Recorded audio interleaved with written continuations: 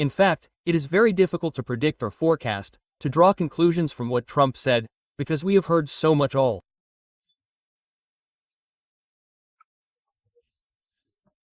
This time from him and absolutely contradictory information. In fact, to follow the logic and the structure that the United States, America has already built in relation to Ukraine. Yes, this is largely, of course, done thanks to Trump. And the fact that weapons will be supplied today, I have no doubt, because the main issue Trump decided for himself is that these weapons will be paid for by NATO and the European Union. In this regard, everything seems to have worked out fine for us. Now, regarding political statements and the rhetoric that changes every time with Trump, this should be left for Trump. And we need to draw conclusions from what Marco Rubio says.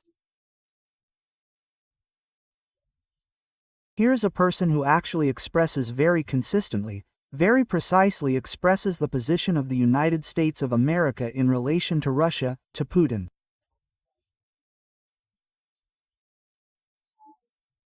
Here's what he has made several statements in recent days regarding the fact that yes, everyone is tired and everyone is waiting for absolutely some real actions from Putin aimed at establishing peace. The question is different. I do not think that Marco Rubio or the US administration, that they do not understand what is happening. They understand all this, but they are also conducting diplomacy, the principle of such a carrot and stick, right? And diplomatically, they do not cut all this off, in order to differ a little from the previous administration, because they publicly accused the previous Biden administration of not talking. And allegedly the war continued because they do not talk to Russia. And President Zelensky, in the famous Oval Office, if you remember, a few months ago he tried to explain that it is impossible to talk to them. Talking to them is not respecting yourself and deceiving yourself, because they will not follow any diplomatic rules and do not comply with any diplomatic rules. But, unfortunately, he was not heard either. And that is why I assume that the Americans will continue to talk. This emphasizes, this confirms the fact that despite his tough statements and the withdrawal of nuclear submarines, he sends Vitkov to Moscow, who will talk and will talk about something, negotiate.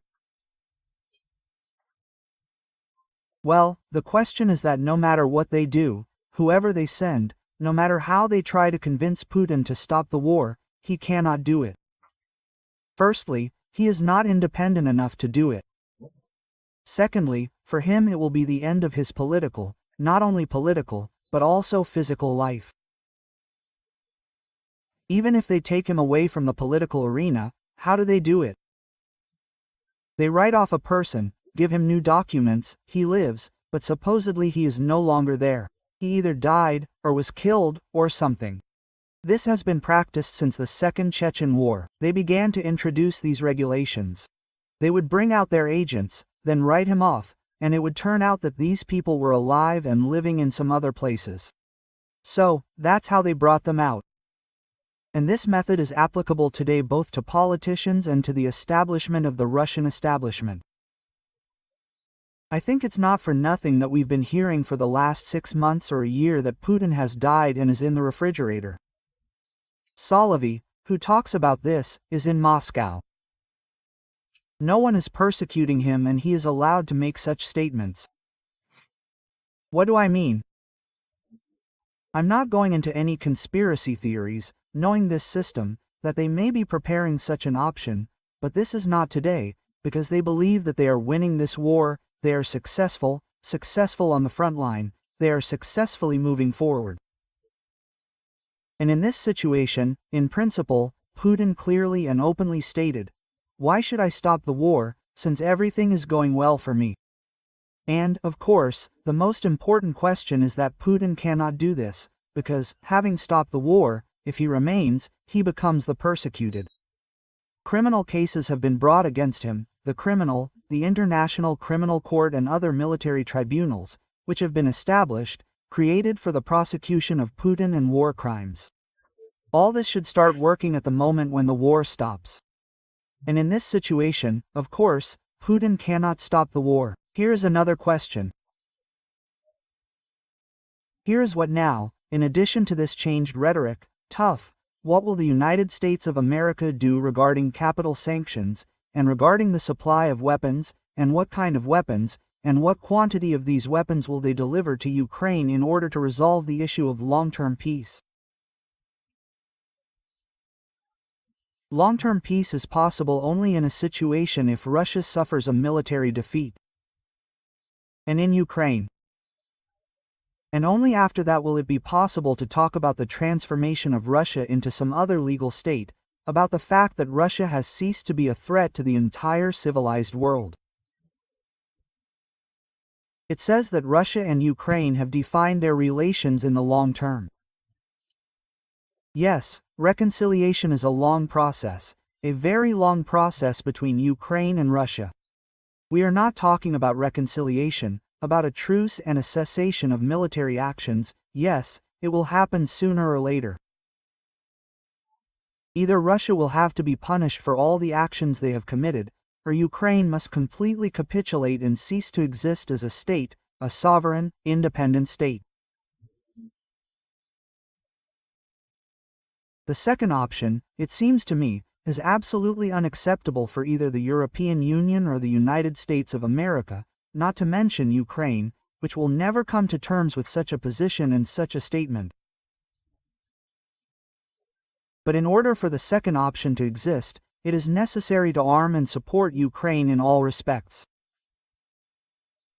Not only can we already speak openly about the fact that, NATO can already participate in these military actions, since today Russia really poses a threat to NATO. These are the Baltic countries, this is Poland, which is preparing. Even if they do not, NATO will not physically participate, but must do everything so that Ukraine wins this war as quickly as possible. And for this they must substitute all new technical and other technologies, new technologies and weapons that they have. I think that this is what the European Union and the United States of America will do today, being absolutely sure that Putin cannot stop the war today.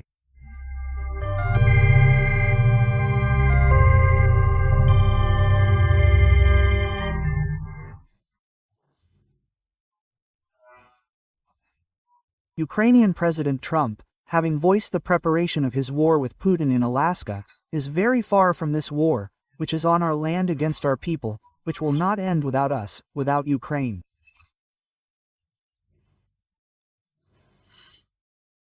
Putin did not lie to our people, so he praised this hopeless decision of his to try to take Ukraine.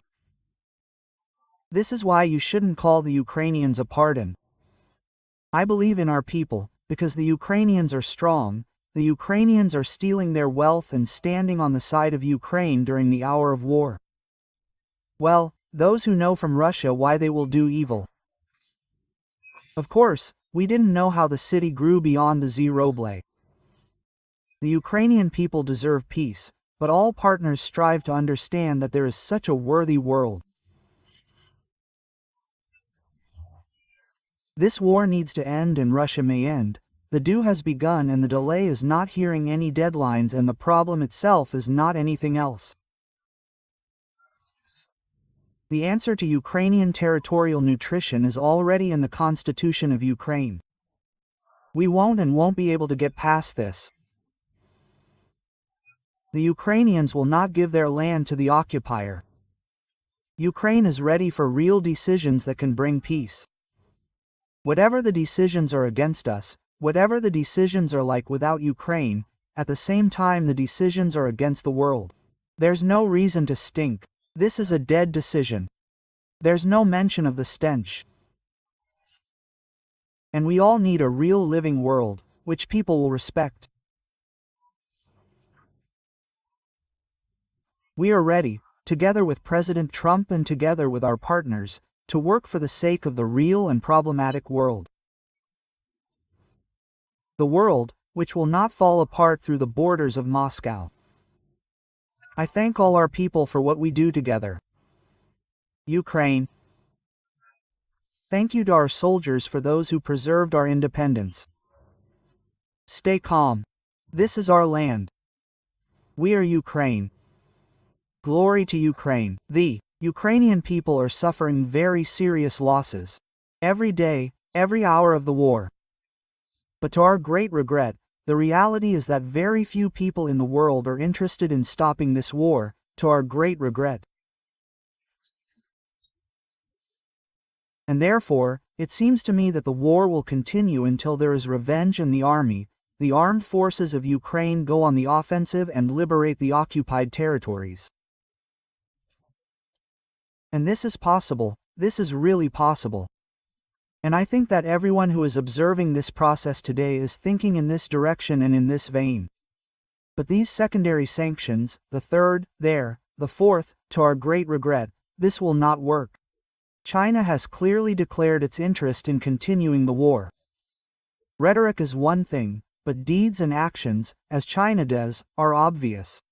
And, to our great regret, there are many such countries.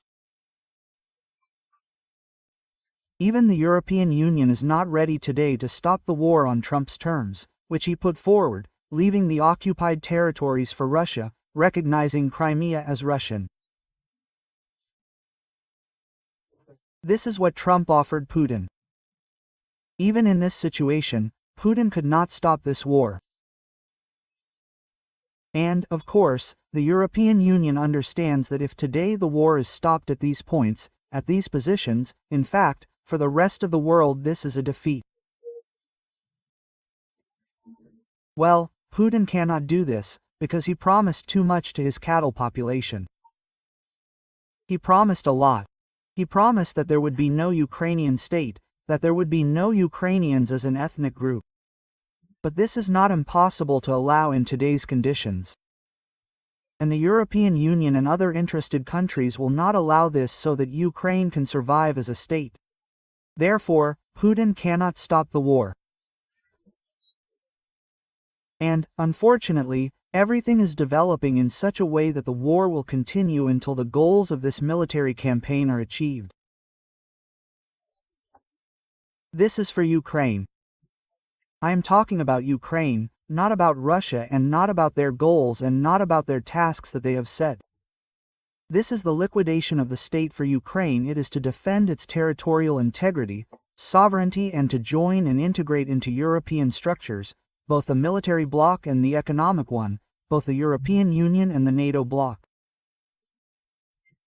Therefore, the tasks set by both Ukraine and Russia, they are absolutely unacceptable to each other, to the opponents of this war. And the world is interested in this war being won by Ukraine. And this takes time. The European Union must simply be prepared for the fact that it will be necessary to increase not only the pressure on Russia, but to strengthen Ukraine and the armed forces of Ukraine. Everything, so that they win this war.